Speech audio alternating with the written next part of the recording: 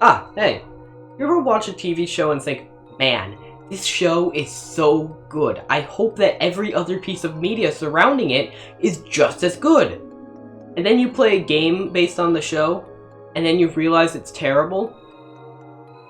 Yeah, I'm a Gravity Falls fan. Gravity Falls is my favorite show of all time, filled with witty writing, mystery, well-designed characters, and a great story.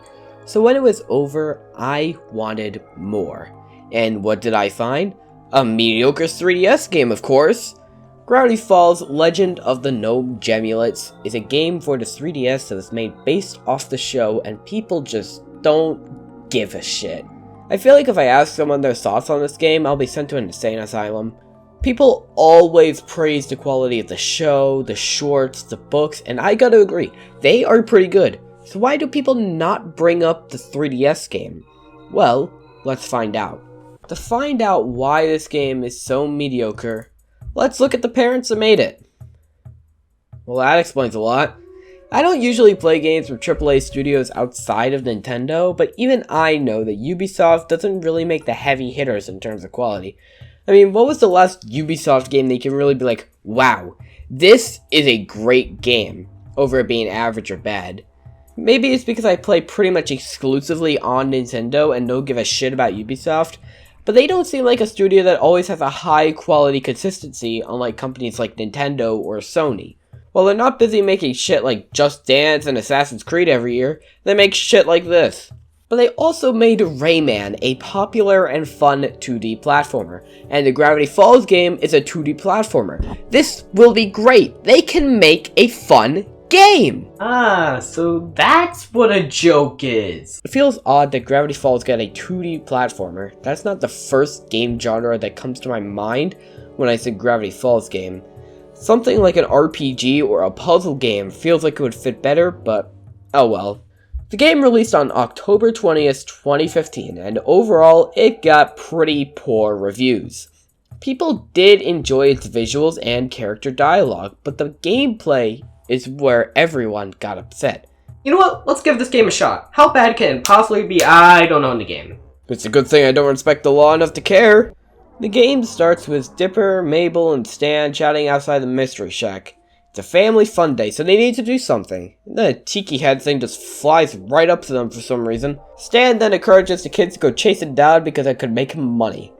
I get you want to make a new attraction for the Mystery Shack, Stan, but this thing could be very dangerous. And you're sending children to go capture it? What the fuck is wrong with you?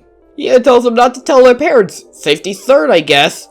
I mean, the twins do it anyway, so I guess they don't have a regard for safety either. You have to go partway into the woods, only to be told Dipper's flashlight is broken, and you have to go back to the Mystery Shack.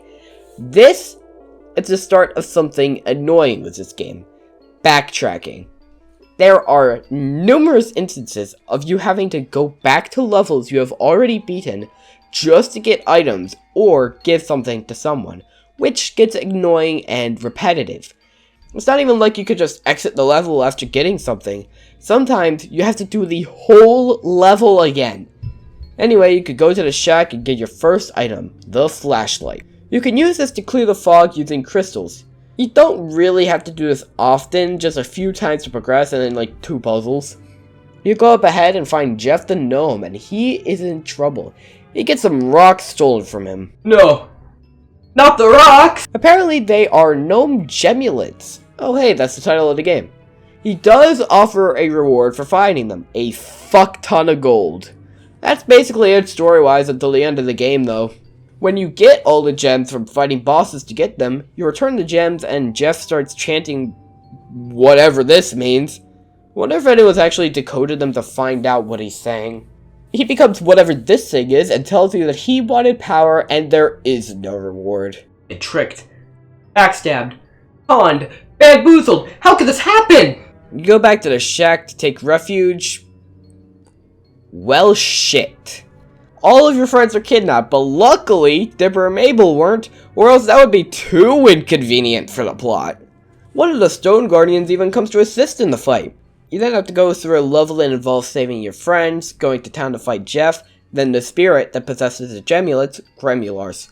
Beat him and you throw all the stones in the bottomless pit while Stan talks about when the twins were born. I don't want to hear about childbirth, I want to see a story be told! They talk about how they care about each other and Stan's just all like, I was there when you were born, kids! Like, what the fuck? The credits roll and then the goats find the Gemulets and eat them. Ah, shit. Now that I've ranted about the story, what is the gameplay like? Shit, that's what it is. First of all, the level designs. They are so bland. Like, wow. Generic forest level with like 6 enemies. Oh, wow. The same thing but a cave level. You could change the textures of the ground and the background in any of these levels and it would not feel out of place. They really could not have made them more interesting. Speaking of levels, there are only 5 levels. The start of the forest, the mines, the beach, the deep woods, and the cavern. Again, none of these levels are interesting, and usually in something like a Mario game, there would be like 12 levels with the same of these, but nope, just 1. The enemies also suck. There's just the same damn thing, except with slight variations, like, wow, this guy has a shield, so unique. Not even the boss fights are unique, they have the same problem. No change in health or damage dealt really, just either a new attack or a variation of an old attack, and it gets old by the second boss. Not even Dark Jets or Cremulars are unique. Now that's not to say there isn't something cool about the short lengths. I mean, for one, it ends fast. There are also side missions you could do for people around town. This all boils down to them losing something and you need to find everything. This also gets repetitive, as you may need to do these levels multiple times over to get everything, even coming back at later points to get those items with new abilities. You don't even get anything out of it, just a few lines of dialogue.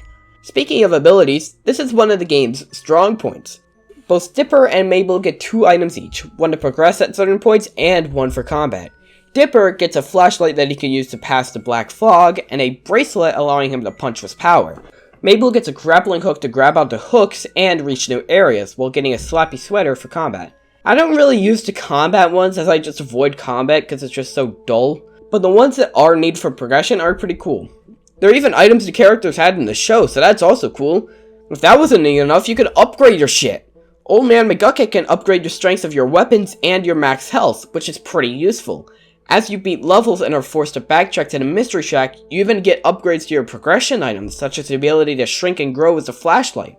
Outside of these few cool gameplay parts, are there any good factors of this game? Well, there are a few. The writing is top-notch in this game. Every line of dialogue feels exactly like something each of the characters would say in the show. It has plenty of jokes all around, and it's just great. The animation also is very much in line with what the show would look like. They didn't do weird designs that don't belong or change the art style or anything. Everything in the game looks like it could be in an episode. It's just running at the low 3DS resolution. Overall, does this game deserve to be cast aside while other forms of media for Gravity Falls get praised? Yes. The gameplay is just not fun, and considering platformers are based all around gameplay and not really heavily focused on story, bad gameplay means bad game. And having bad gameplay means that it's even worse than if it was like an RPG or a puzzle game or something. I do want to see another Gravity Falls game at some point, however. The whole idea of a Gravity Falls game has such good potential and could be a ton of fun if it's done well. So if you excuse me, I'm going to ask others online about this game and try to figure out if this game is canon or not. And now I'm going to an insane asylum.